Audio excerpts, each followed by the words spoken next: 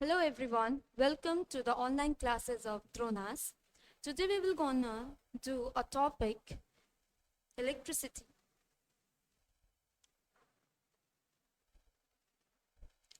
So before starting electricity, we have to understand what is charge.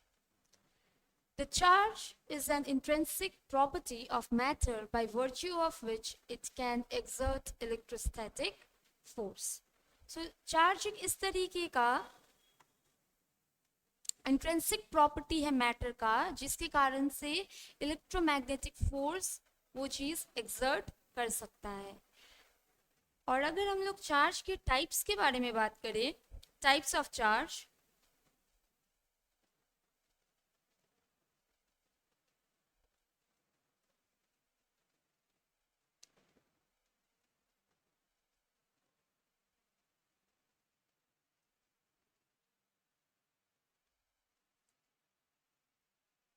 Types of charge, तो charges दो तरीके के हैं।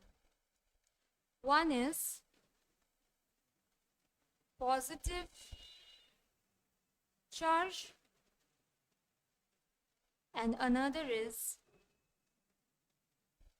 Negative charge.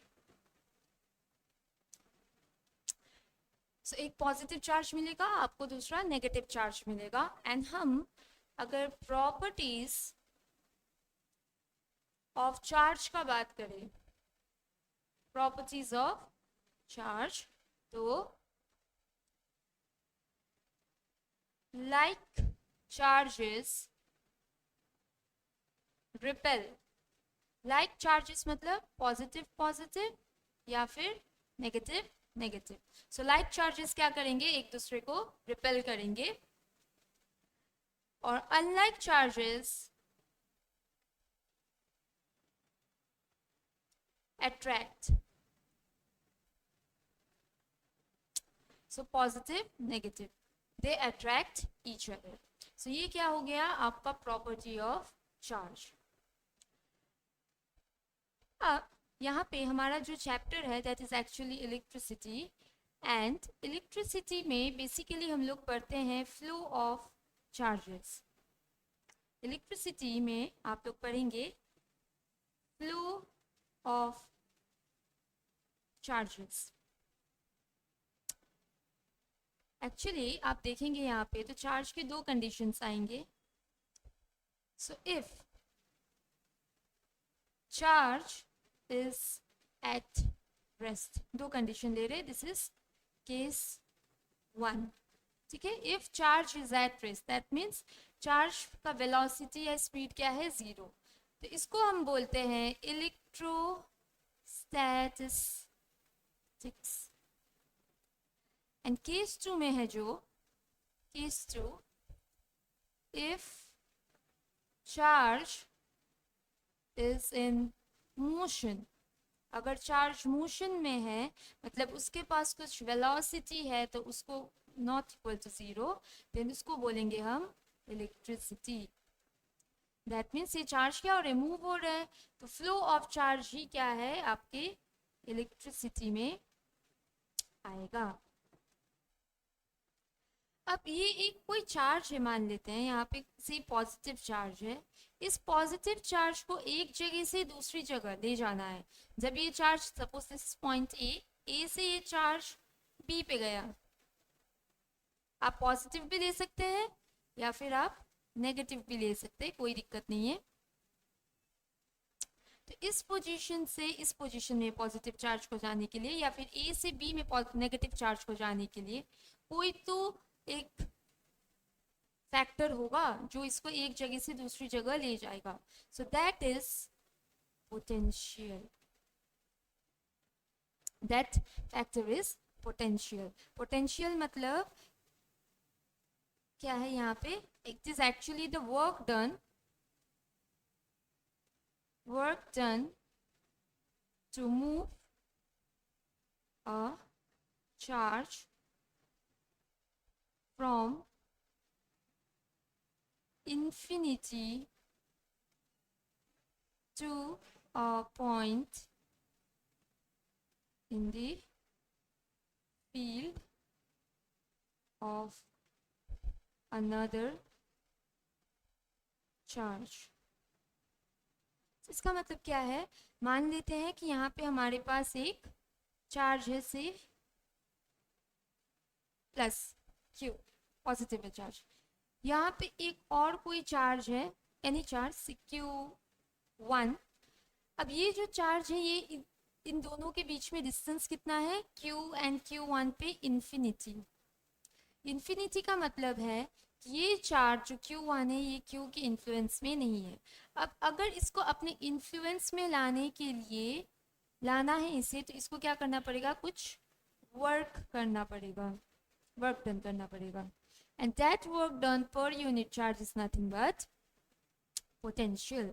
तो यहाँ पे आप देखिए हमने लिखा हुआ है the electric potential at a point is defined as work done to bring a unit positive charge from infinity to that point। Infinity से हम कोई एक पॉइंट पे लेके आ रहे हैं एक यूनिट पॉजिटिव चार्ज को, एंड वर्क डन है। एंड यहाँ पे आप अगर पोटेंशियल का फॉर्मूला देखेंगे,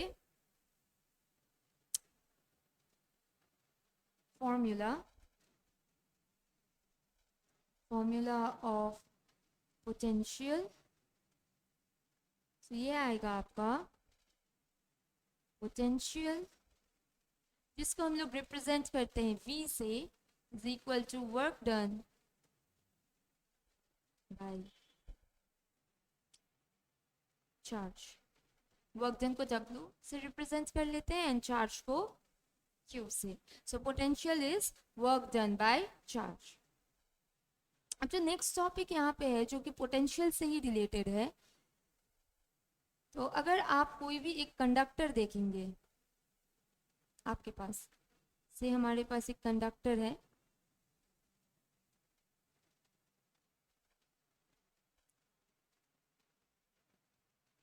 this is a conductor, and इसमें क्या फ्लो कर रहा है, करंट।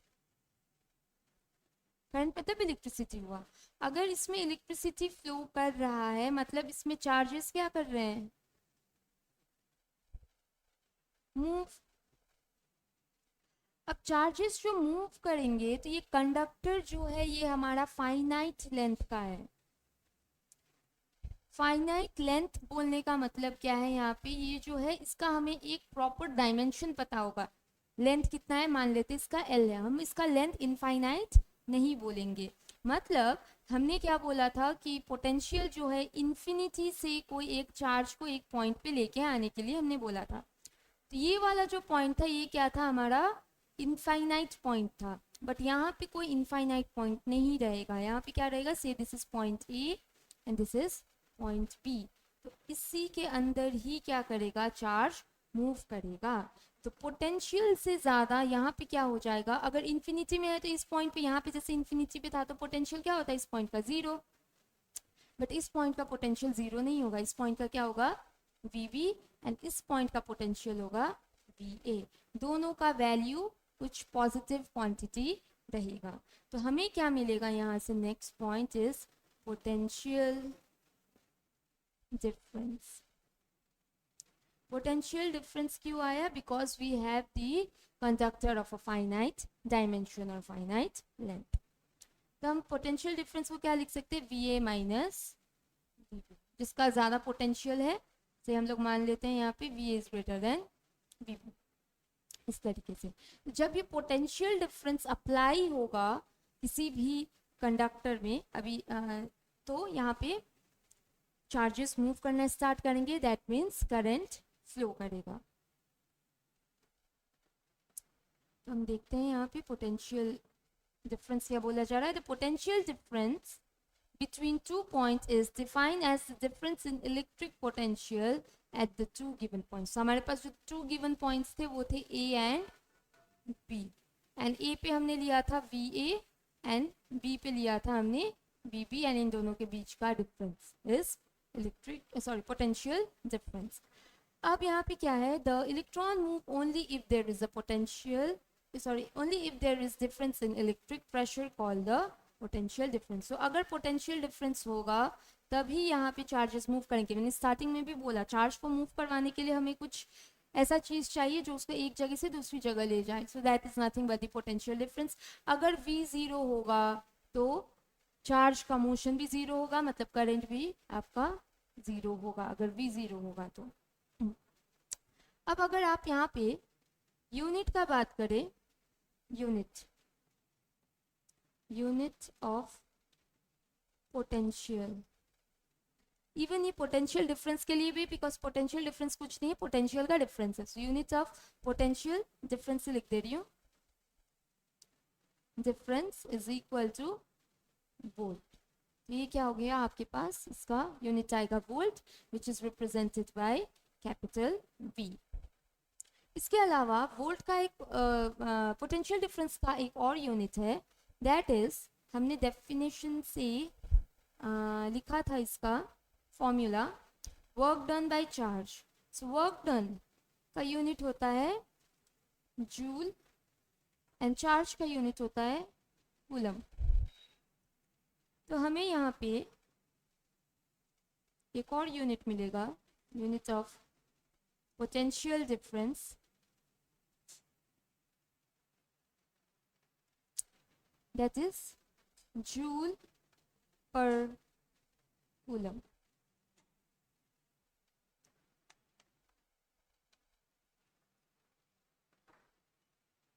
यहाँ पे वही चीज लिखा हुआ है, 1 volt is defined as energy consumption of 1 joule per electric charge of 1 coulomb। Basically आप एक यूनिट हो गया आपका वोल्ट या फिर आपका जूल पर कूलम, दूसरा यूनिट हो गया।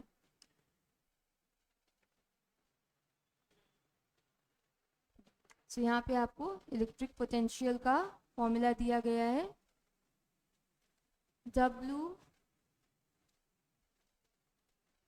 by Q होगा, W by Q, work done by charge, this is work done and this is charge। इसके अलावा आप लोग देखेंगे यहाँ पे, तो पोटेंशियल डिफरेंस को मेजर करने के लिए एक इंस्ट्रूमेंट यूज करते हैं जिसका नाम है वोल्ट मीटर। ये क्वेश्चंस बहुत बार पूछे भी गए हैं एग्जाम में। तो volt meter is used to measure potential difference।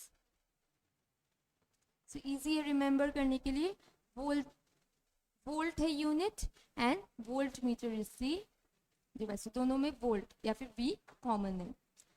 एक और चीज आता है यहाँ पे, another name of potential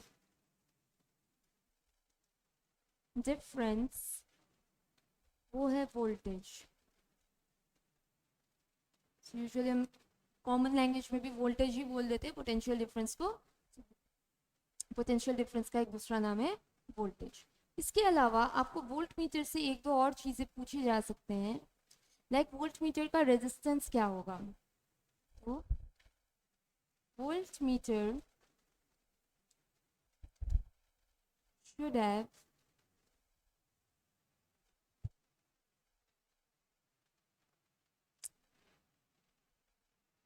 very high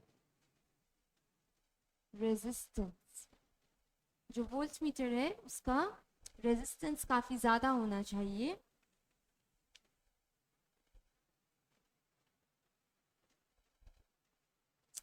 an ideal volt meter के लिए, for an ideal volt meter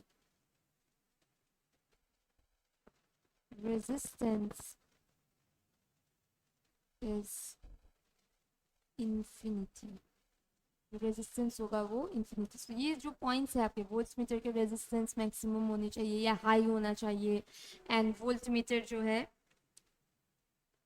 उसका आपका ये रेजिस्टेंस आइडियल के लिए इन्फिनिटी होना चाहिए। ये सारे पॉइंट्स आपको याद रखने पूछे गए एग्जाम्स में। एक और पॉइंट आपको क्या याद रखना है वोल्ट मीटर से related, that voltmeter is connected in parallel. जो वोल्ट मीटर है इसको आप कनेक्शन में देंगे पैरेलल में. द्रोणास में food sub inspector West Bengal police की क्लासेस में एडमिशन स्टार्ट हो चुका है. आप इसमें एडमिशन करवा सकते हैं एंड इन दिए गए नंबर पे आप कॉल या व्हाट्सएप कर सकते हैं.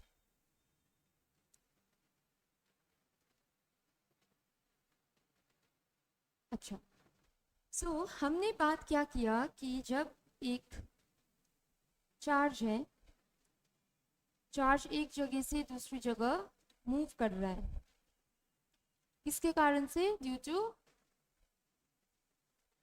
Potential difference. अगर Q which is charge time के साथ देखेंगे कितना मूव कर रहा है तो वो हमें देगा current. So the flow of current, sorry the flow of charge is current. तो ये चार्ज के मूवमेंट के कारण से ही हमें क्या मिलेगा? करंट मिलेगा. एंड चार्ज क्यों मूव करेगा? Due to the application of potential difference. यहाँ पे देखिए electric current, flow of electric charge is called electric current. And यहाँ पे आपके पास फॉर्मूला आ रहा है I is equal to Q by T, जहाँ पे Q है charge and T is time. ये आपका फॉर्मूला हो गया. नेक्स्ट, अगर यूनिट पूछा जाए आपको करंट का, so unit is ampere. And जिस चीज से करंट को मेजर किया जाता है दैट इज एमीटर. सो जैसे वोल्ट मीटर का से मेजर करते थे पोटेंशियल एंड उसका यूनिट था वोल्ट, वैसे ही एमीटर से करंट को मेजर करेंगे and unit is ampere. Easy to remember. इसके अलावा कुछ जिस तरीके से वोल्ट मीटर के रिलेटेड हमने कुछ पॉइंट्स देखे, इसी तरीके से एमीटर के रिलेटेड भी कुछ पॉइंट्स आप लोगों को पूछे जाते हैं. तो फर्स्ट हम रेजिस्टेंस का बात करते हैं. Ammeter should have very low resistance. So ammeter का जो रेजिस्टेंस होना चाहिए वो काफ़ी कम होना चाहिए. और आइडियल एमीटर के लिए रेजिस्टेंस जो है वो होगा infinity, sorry, 0. For an ideal ammeter resistance is 0. और ये जो ammeter है, ammeter is connected in parallel. इसको कनेक्ट करेंगे पैरेलल में, वोल्ट मीटर को कनेक्ट करेंगे सीरीज में. एमीटर का जो रेजिस्टेंस होगा वो वेरी लो, बहुत कम होगा, वेयरएज वोल्ट मीटर का वेरी हाई. आइडियल एमीटर का रेजिस्टेंस 0 होगा, आइडियल वोल्ट मीटर का रेजिस्टेंस इन्फिनिटी होगा.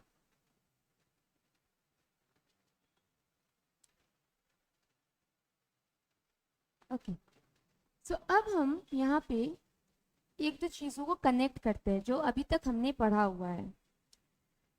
चार्ज जो है वो मूव करेगा due to potential. Charge move करेगा पोटेंशियल के कारण से.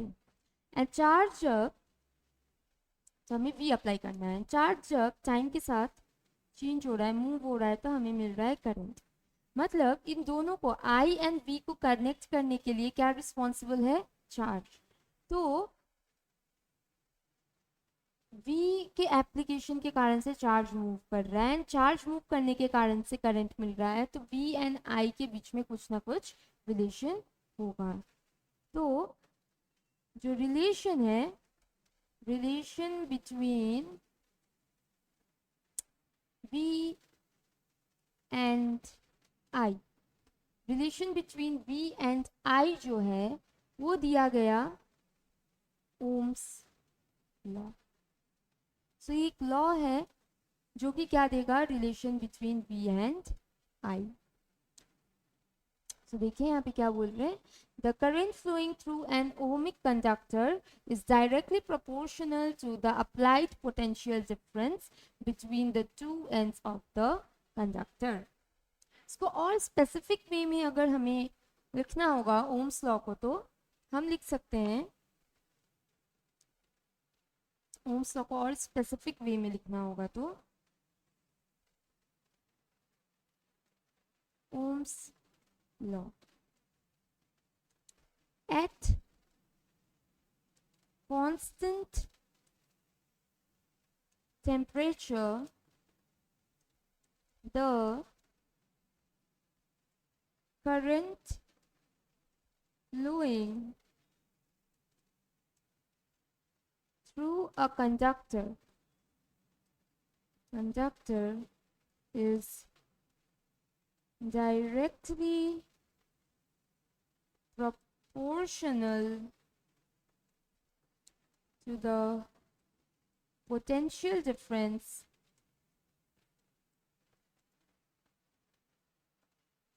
applied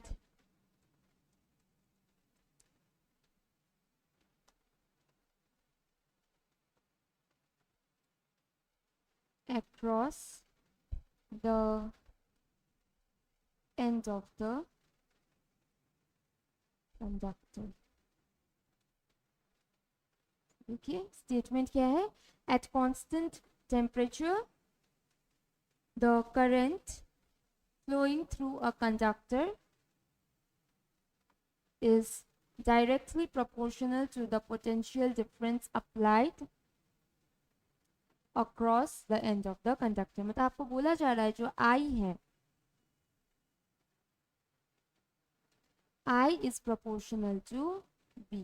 अब प्रोपोर्शनल का मतलब क्या होता है कि ये जस्ट आपको एक रिलेशन देगा कि अगर I बढ़ेगा तो V भी बढ़ेगा, या V बढ़ेगा तो I भी बढ़ेगा, वाइस वर्सा जो चीज़ यहाँ पे चल रहा है।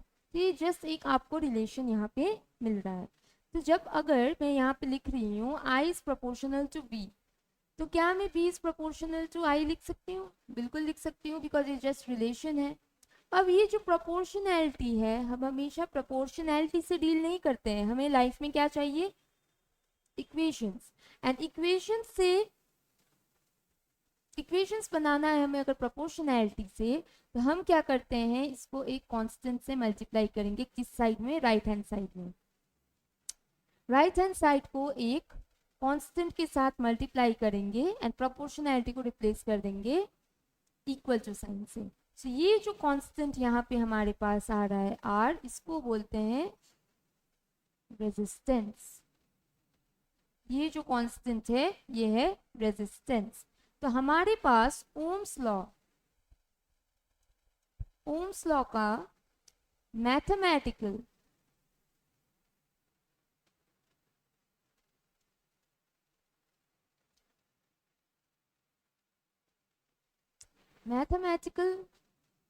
फॉर्म जो है वो आया V is equal to I R. ये आपका फॉर्मूला हो गया है, V is equal to I R, जहाँ पे V क्या है, पोटेंशियल डिफरेंस, और I जो है वो है current. I is current. And आपने यहाँ पे जो ओमिक कंडक्टर देखा हुआ है, ये लिखा हुआ ओमिक कंडक्टर का मतलब है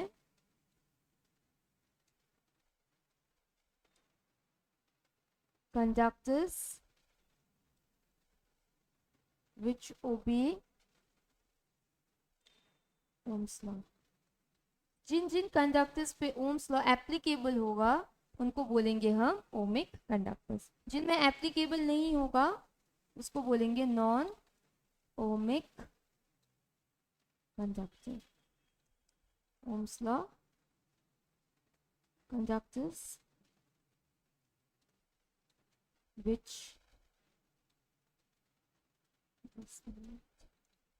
obey ओम्स लॉ, जो ओम्स लॉ को ओबे नहीं करेंगे। तो Ohm's law states the relation between potential difference across the conductor and the current. So V and I के बीच में रिलेशन देगा एंड मैथमेटिकली हम क्या लिखते हैं, V is equal to I R. ये आपका फॉर्मूला हो गया.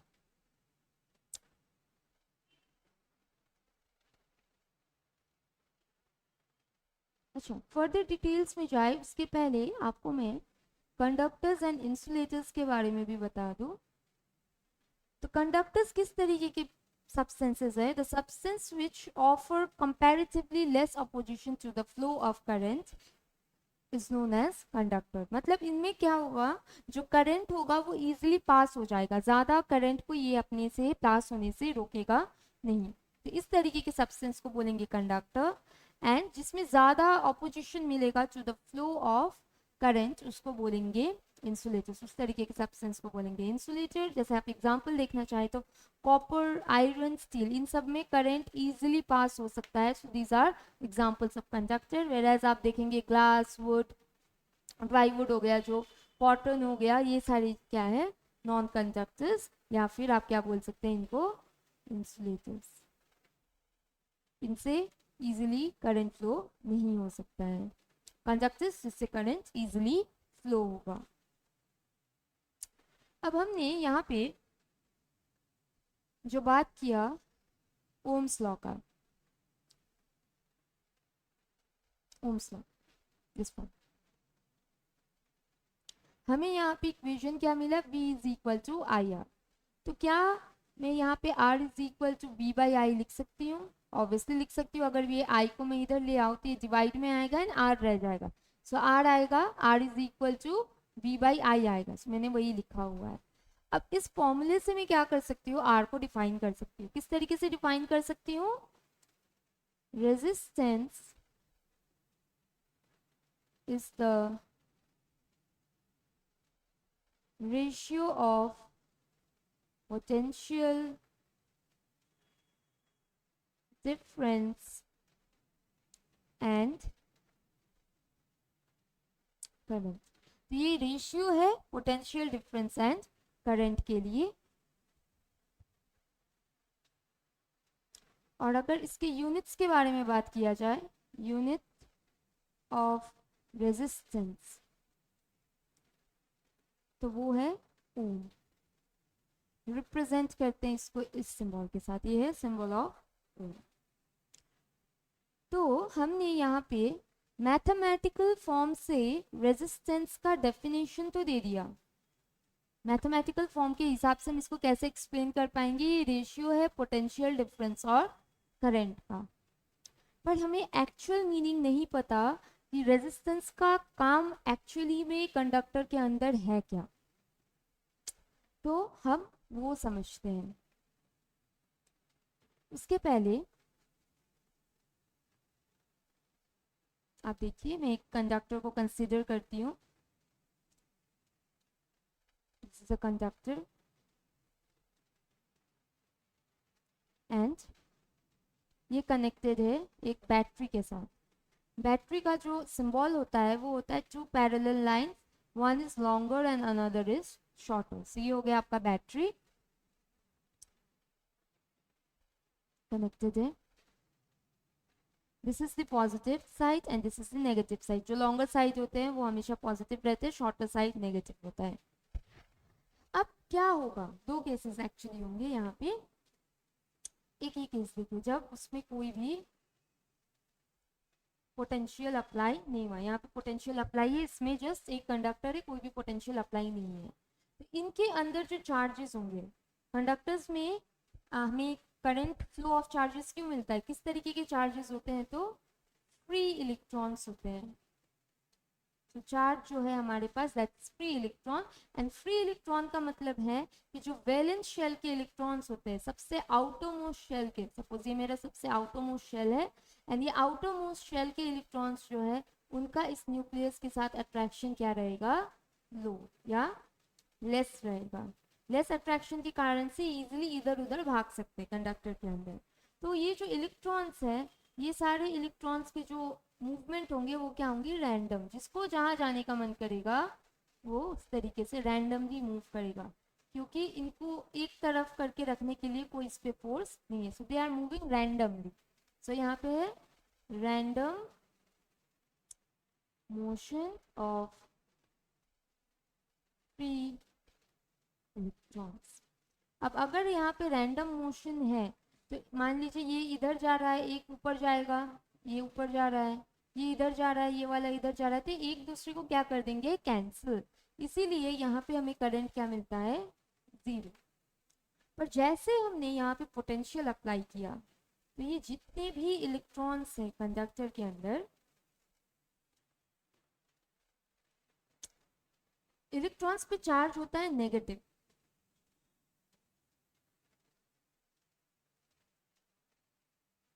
एंड ये जो बैटरी है, बैटरी का पॉजिटिव टर्मिनल है। एंड हमने चैप्टर के बिगनिंग में पढ़ा था दैट अनलाइक चार्जेस, मतलब पॉजिटिव एंड नेगेटिव क्या करेंगे, एक दूसरे को अट्रैक्ट करेंगे, प्रॉपर्टी था। तो ये नेगेटिव टर्म सॉरी ये जो नेगेटिव इलेक्ट्रॉन्स हैं ये पॉजिटिव टर्मिनल की तरफ क्या करेंगे, अट्रैक्ट होंगे। एंड जब ये अट्रैक्ट होंगे तो ये पॉजिटिव टर्मिनल की तरफ भागेंगे विथ सर्टेन वेलोसिटी। पहले इनका रैंडम मोशन था, रैंडम मोशन के बाद इनका एक ही डायरेक्शन में मोशन हो गया, इस तरफ towards the positive terminal of the battery. तो अब क्या होगा, जब ये इलेक्ट्रॉन्स है ये मूव करेंगे, जितना पास पास जाएंगे उतना इनका अट्रैक्शन बढ़ते जाएगा। तो ये इलेक्ट्रॉन्स कभी कभार क्या हो जाएंगे, एक दूसरे के साथ टकरा जाएंगे। जब ये इलेक्ट्रॉन्स एक दूसरे के साथ टकराएंगे तो ऑब्वियसली उनका जो स्पीड है वो थोड़ा कम होगा।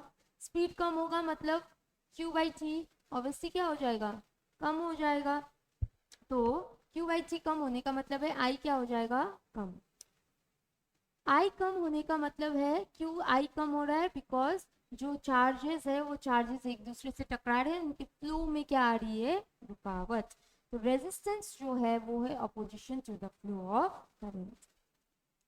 Resistance is the opposition to the flow of current. So current को इजीली कोई भी कंडक्टर अपने से पास करने नहीं देगा, उसको क्या करेगा, वो रोकेगा, एंड उसी प्रॉपर्टी को बोलेंगे हम रेजिस्टेंस। तो ये क्या हो गया हमारे पास, फिजिकल मीनिंग आ गया रेजिस्टेंस का। एंड इसके पहले जो हमने R is equal to V/I किया था ये आपका मैथमेटिकल फॉर्म से आया था।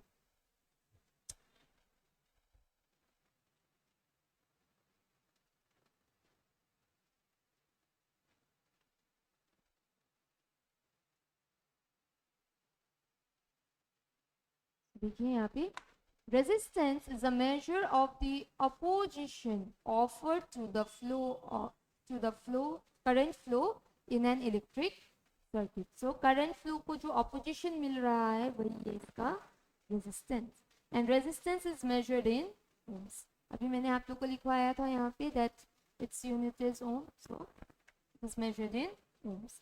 Now all material resist current flowing up to some degree. थोड़ा या बहुत और हर एक सब्सटेंस क्या करेगा, करंट को रोकेगा। इसी के बेसिस पे कंडक्टर्स एंड इंसुलेटर्स में मटेरियल्स को डिवाइड किया गया है। तो अगर हम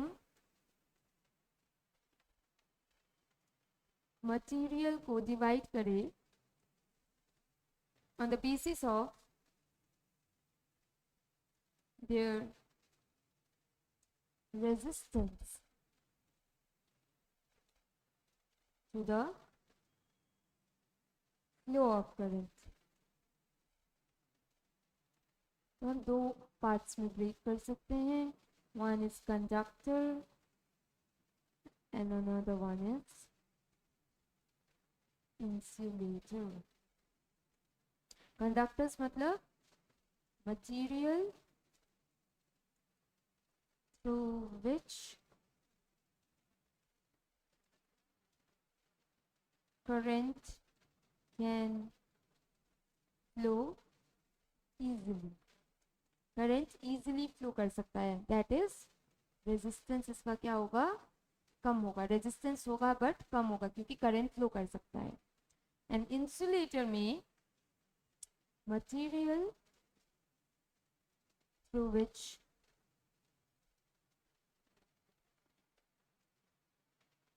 current cannot flow easily, या ऑलमोस्ट करंट फ्लो ही नहीं करेगा, that is resistance very high, very high, इनको बोलेंगे इंसुलेटर। अब यहाँ पे आप लोग को कंडक्टर में कभी कभार एक क्वेश्चन यूजुअली पूछा जाता है, आप लोग नोट करके रखिएगा। Best conductor of electricity is silver. तो जो सिल्वर है वो है best conductor of electricity.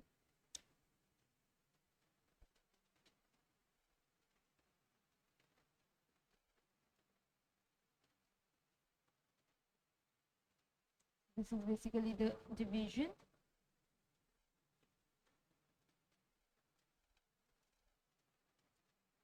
Next जो है आपका टॉपिक यहाँ पे, that is resistivity. And resistivity करने के पहले हम समझते हैं कि जो रेजिस्टेंस है ये किन किन फैक्टर्स पे डिपेंड करेगा। तो अगर आप एक कंडक्टर देख रहे हैं तो कंडक्टर का कुछ लेंथ होगा। ये जो आप ये साइड देख रहे हैं ये ऑब्वियसली एक्चुअली सिलेंड्रिकल हम लोग कंसिडर कर रहे हैं, समथिंग लाइक दिस। इसका कुछ एरिया ऑफ क्रॉस सेक्शन होगा, ये एरिया ऑफ क्रॉस सेक्शन। तो यहाँ पे हमें क्या मिलेगा, area of cross section.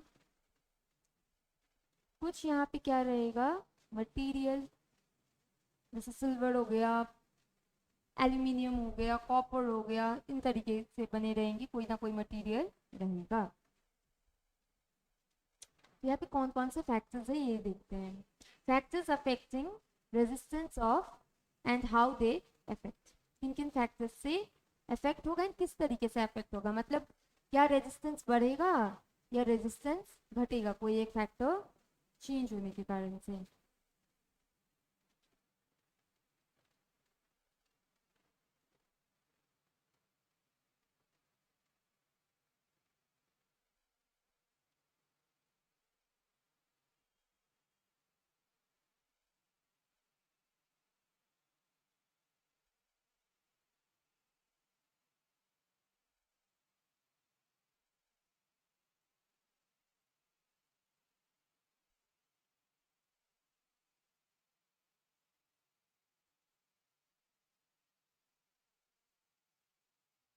Okay, so factors affecting resistance and how they affect. So first one is length of the conductor, directly proportional to the length of the conductor। मतलब R जितना, sorry L जितना ज़्यादा रहेगा R उतना ज़्यादा होगा।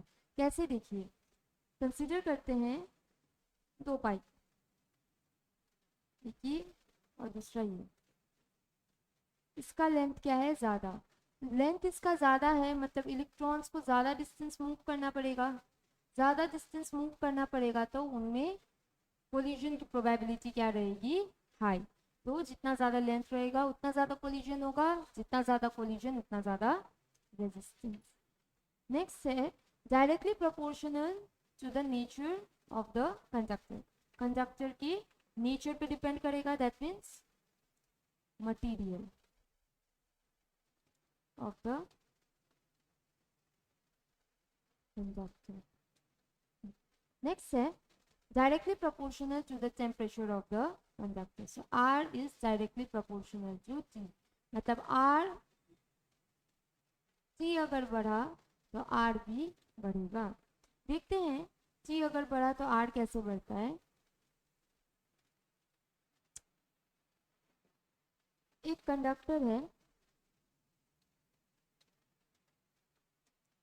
इनके electrons एक तरफ से मूव कर रहे हैं इन पर्टिकुलर डायरेक्शन से, सारे इलेक्ट्रॉन्स इस डायरेक्शन में मूव कर रहे हैं। एंड जो टेम्परेचर है, मैंने क्या कर दिया, सडनली इसका टेम्परेचर मैंने बढ़ाना स्टार्ट किया, हीट कर दिया इसको, एंड इसका टेम्परेचर बढ़ना स्टार्ट हुआ। इंक्रीज। तो ये जो इलेक्ट्रॉन्स है, इलेक्ट्रॉन्स क्या करेंगे, इस हीट को इस टेम्परेचर पर एब्जॉर्ब करेंगे एंड और ज़्यादा काइनेटिक एनर्जी, और ज़्यादा एनर्जी के साथ क्या करेंगे, मूव करना स्टार्ट करेंगे। जितना जल्दी ये मूव करेंगे उतना ज़्यादा कोलिजन इनका बढ़ेगा। इसीलिए टेम्परेचर बढ़ेगा तो कोलिजन बढ़ेगा, कोलिजन ऑफ इलेक्ट्रॉन्स बढ़ेगा, एंड कोलिजन बढ़ेगा तो रेजिस्टेंस भी बढ़ेगा। एंड जो नेक्स्ट है that is inversely proportional to the area of cross section. Similarly, दो पाइप कंसिडर करते हैं या दो वायर्स कंसिडर करते हैं, एक है लार्जर एरिया, एक है शॉर्टर एरिया, छोटा एरिया। मान लेते हैं इसमें 5 इलेक्ट्रॉन्स है तो 5 इलेक्ट्रॉन्स, इन 5 इलेक्ट्रॉन्स को इतना कम जगह मिल रहा है, बट यहाँ पे 5 इलेक्ट्रॉन्स को थोड़ा जगह क्या मिलेगा, ज़्यादा मिलेगा। तो यहाँ पे कोलिजन का प्रोबेबिलिटी कम रहेगा, यहाँ पे कोलिजन का प्रोबेबिलिटी ज़्यादा रहेगा। तो रेजिस्टेंस यहाँ पे क्या हो जाएगा,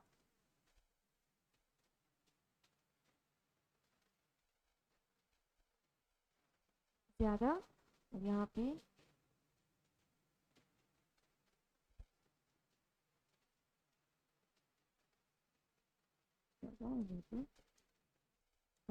so R is proportional to, inversely proportional to E। तो एरिया जितना ज़्यादा होगा, यहाँ पे एरिया क्या है, ज़्यादा है, कोलिजन कम होगा तो रेजिस्टेंस भी कम होगा। यहाँ पे एरिया कम है तो कोलिजन ज़्यादा होगा, रेजिस्टेंस भी ज़्यादा होगा। तो यहाँ से हम इसको लिख सकते हैं resistance is proportional to length and inversely proportional to A, so R is equal to rho L by A। यहाँ पे भी मैंने एक proportionality constant को डाला एंड इसको बोलते हैं resistivity, इसको हम बोलेंगे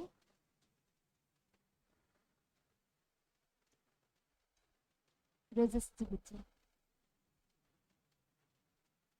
तो ये जो रेजिस्टिविटी है, रेजिस्टिविटी का मतलब क्या है, अब हम ये समझते हैं।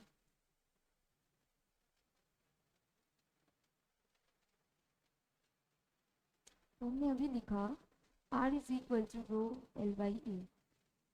अगर मैंने लेंथ को ले लिया 1 मीटर एंड एरिया को मैंने ले लिया 1 मीटर स्क्वायर, तो R क्या आएगा, इक्वल टू रो। R क्या है हमारा, रेजिस्टेंस, और रो जो है ये है रेजिस्टिविटी। यहाँ से हमें क्या मिल रहा है, जो रेजिस्टिविटी है वो रेजिस्टेंस की क्या है, इक्वल है। कंडीशन क्या है, लेंथ 1 मीटर होना चाहिए और एरिया भी 1 मीटर स्क्वायर होना चाहिए। तो हम लोग बोल सकते हैं resistivity is numerically equal to resistance of a conductor of 1 meter length and 1 meter square area of cross section। अगर हम इसका यूनिट देखें, यूनिट ऑफ रेजिस्टिविटी, तो वो होगा, बस एक बार देखते हैं फॉर्मूले से क्या मिलेगा, हमें मिलेगा R is equal to rho L by L.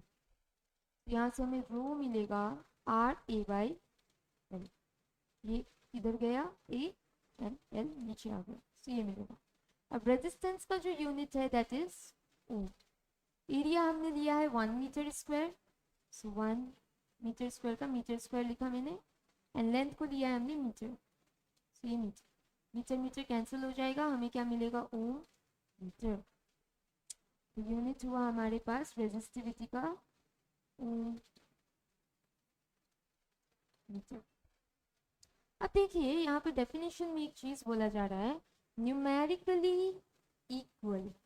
Exactly equal नहीं है, न्यूमेरिकली इक्वल। इसका मतलब क्या हुआ, आप इस तरीके से समझिए, सपोज मैंने बोला 100 रुपीज एंड मैंने बोला $100, दोनों का जो नंबर है वो क्या है, सेम 100, बट इन दोनों का वैल्यूज क्या है, डिफरेंट, क्योंकि इनके यूनिट्स क्या है, डिफरेंट डिफरेंट। तो सिमिलरली अगर आपको बोला गया से 10 ओम एंड 10 ओम मीटर बोला गया, तो दोनों का नंबर तो सेम है, numerically they are equal, but in terms of the unit they are different. तो इसीलिए इसको बोला गया numerically equal to the resistance, कब, जब लेंथ 1 मीटर होगा and area of cross section 1 metre square होगा।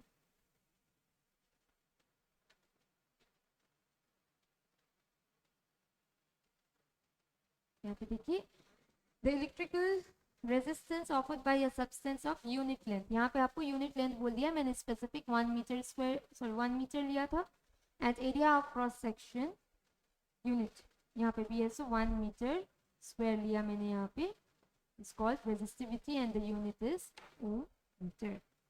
सो आज हमने जो चीज़ें डिस्कस की, हमने देखा पहले चार्जेस के बारे में, चार्जेस है क्या, उसके बाद से हमने समझा पोटेंशियल एंड पोटेंशियल डिफरेंस के बारे में, उनके यूनिट्स को देखा, volt and joule per coulomb, then इसके साथ हमने चार्जेस के प्रॉपर्टीज को बारे में भी पढ़ा, क्या क्या टाइप्स है उनके,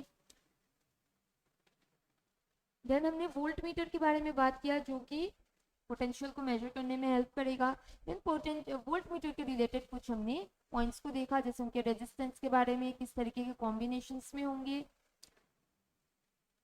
उसके बाद से हमने इलेक्ट्रिसिटी के बारे में पढ़ा, उसके यूनिट्स मेजर करने के लिए कौन सा डिवाइस यूज होगा, देन एमीटर के रिलेटेड कुछ पॉइंट्स जैसे कि उनके रेजिस्टेंस के बारे में देखा हमने एंड किस तरीके की कॉम्बिनेशन में होंगे। उसके बाद से हमने देखा relation between V and I, जो कि कौन सा लॉ दे रहा है, ओम्स लॉ, ओम्स लॉ। उसके बाद से ओम्स लॉ के बाद हमें एक पैरामीटर मिला that is R, and R को पहले हमने एक्सप्लेन किया in terms of V and I. So ratio हमने बताया पोटेंशियल डिफरेंस एंड करंट का, एंड हमने रेजिस्टेंस का यूनिट लिखा, but this is just the definition coming from the mathematical form. तो हमने फिर इसको डिफाइन किस तरीके से किया, opposition to the flow of current, resistance क्या है, opposition to the flow of current. उसके बाद से देखा हमने रेजिस्टेंस किन किन फैक्टर्स पे डिपेंड होता है, एंड उसके बाद से हमने रेजिस्टिविटी के बारे में समझा एंड उसके यूनिट्स के बारे में समझा। तो आज के लिए बस हम इतना ही करेंगे, जो रिमेनिंग पोर्शन है वो पार्ट 2 में करेंगे।